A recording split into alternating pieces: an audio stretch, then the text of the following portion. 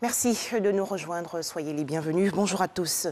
Pour commencer, l'actualité en Côte d'Ivoire où le portefeuille de l'État s'est beaucoup amélioré.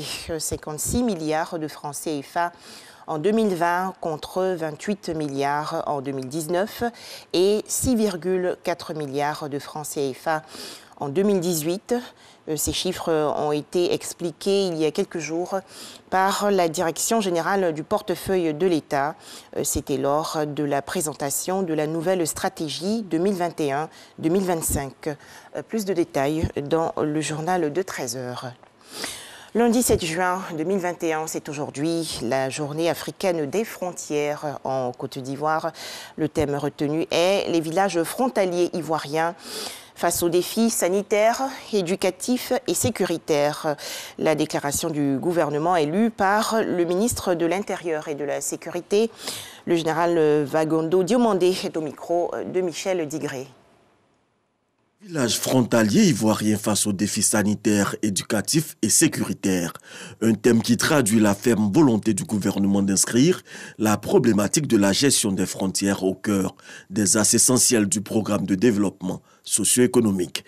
Il s'agira non seulement d'informer et de sensibiliser les acteurs frontaliers, les responsables de l'administration et le grand public sur plusieurs thématiques en lien avec la gestion des frontières, notamment de réaffirmer la présence de l'État auprès des populations frontalières et de faire la promotion de la coopération transfrontalière dans les espaces frontaliers, afin d'y préserver et renforcer la coexistence pacifique entre les populations. Le ministre de l'Intérieur et de la Sécurité invite les populations à prendre toute leur place dans le dispositif de sécurisation de nos frontières. Le gouvernement a déjà pris des mesures de sécurité pour faire face avec détermination aux entrepreneurs de la violence. Cependant, les frontières demeurent des lieux de refuge de groupes violents. C'est pourquoi votre pleine implication est essentielle à travers votre collaboration avec les autorités administratives, policières et militaires pour endiguer ce mal. C'est pourquoi je voudrais réaffirmer que le gouvernement attend beaucoup de votre sens de la responsabilité et du patriotisme dans cette lutte. Les festivités de cette 11e édition des Journées africaines des frontières se tiendront ce mercredi dans la sous-préfecture de Kalamon, située à 22 km de la ville de Doropo, dans la région du Bunkani. Toujours en Côte d'Ivoire, le lancement il y a quelques jours des travaux de construction d'infrastructures communautaires à Bokanda, dans la région centre du pays. Il s'agit de latrines améliorées pour des établissements scolaires et habitations. À noter également l'accès à l'eau potable. C'est une initiative de l'organisation non gouvernementale Habitat pour l'Humanité en partenariat avec la fondation internationale Lions Club. Des précisions dans le journal de 13h.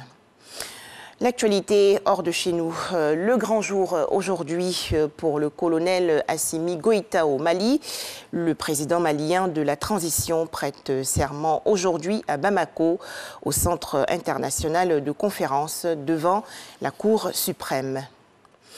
La présidentielle au Pérou, la candidate de droite populiste Keiko Fujimori pointe en tête lors du premier résultat partiel officiel avec 52,9% des voix contre 47,9% à son rival de gauche radical Pedro Castillo. Annonce faite par l'organisme électoral. Le décompte porte sur 42% des 86 488 bureaux de vote. Enfin, au moins 34 personnes ont été tuées et des dizaines blessées, certaines toujours prises au piège sous les débris métalliques dans un déraillement suivi d'une collision avec un autre train de passagers aujourd'hui dans le sud du Pakistan. Des secours appelés sur place s'emploient à libérer des passagers en nombre toujours inconnu, prisonniers dans l'épave du Mila Express, accidenté près de la ville de Daharki, dans le nord de la province du Sindh. Voilà, merci de nous avoir suivis à 13h, le journal.